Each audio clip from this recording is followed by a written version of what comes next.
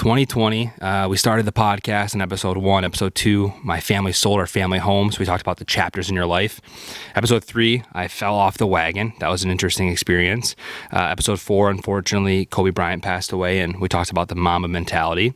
Episode 5, we went to the Waste Management Open, had our first guest on the show. That was awesome. Episode 6, we talked about the 5-3-1 method for willpower. And here we are in episode 7, Instafamous, baby.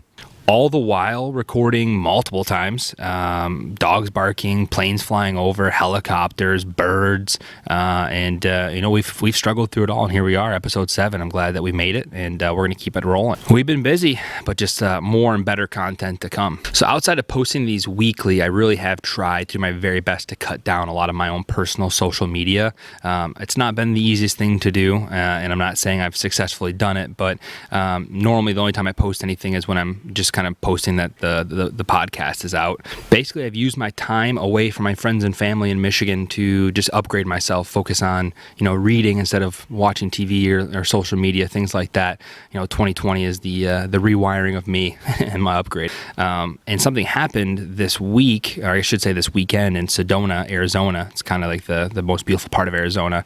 I went there with my wife, Christine, for Valentine's Day, but something happened there that made me really rethink a lot of the social media stuff in my life. And it's a story that really hit home for me, and I'm sure it'll hit home for a lot of you.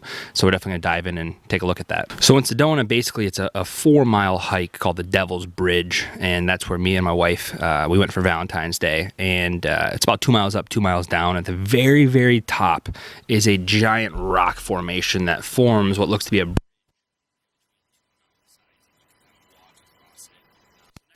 Is like 50 to 100 people at any given moment just in line waiting to take a photo on their phones from their friends basically across the mountainside. It's a pretty cool looking photo, obviously, but as we were walking up there,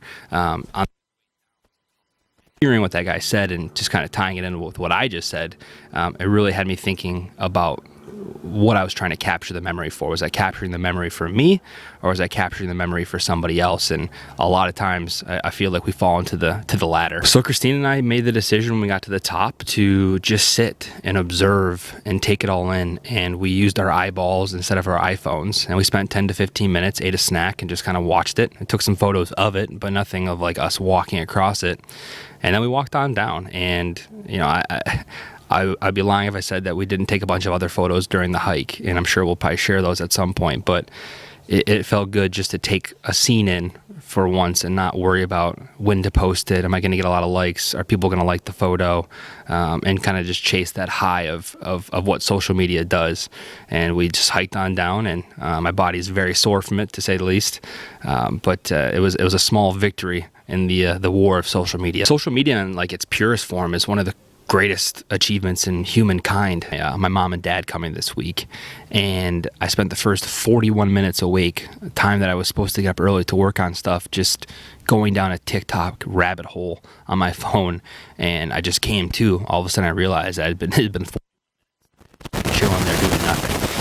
And that's the dark side of social media for sure. I'm not going to use this platform to tell you that your phone is the devil, or that you should never be on your phone or don't use your phone, because that's not the point. It's not like a boomer on a soapbox telling you that.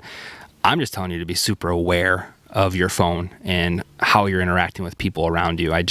Sometimes I'll just challenge myself to walk to work or walk through a city without even taking my phone out of my pocket and just observing all the people head down walking around on their phones. And of course I'll judge them in that moment, knowing that the next time I walk around I'll be doing the same thing. But just, I challenge you, go out to a dinner, leave your phone in the car, and just, exist with your friends and family at the dinner table. Put your phone on your dresser across from you and just go to bed like people used to do back in the day. They just went in their bed and went to sleep. They didn't go into their bedroom and spend an hour and a half going down a YouTube rabbit hole. For years, I chased that high, and I feel like I put out some pretty decent content when it comes to likability. I get a pretty good amount of likes for an average person, and that didn't make me feel any better during my quarter life crisis, to say the least. And I just as I'm out there and I'm more observant and I'm more aware, I spend my time now at night, not, on TV, but just reading and trying to get better. And it's the small things about social media. When used correctly, it's incredible, but when used the wrong way, it can really deteriorate a lot of relationships out there. And that's the last thing my quarter life crisis needs is my friendships and my family relationships to go down the tube. Because if I lose that, I'm in a bad spot. So instead, just enjoy time with your favorite people. Enjoy time in your own head. Just quiet and alone. Sometimes those are the best times. Besides, being Instafamous is too hard anyway. Welcome to the Valley of the Sun.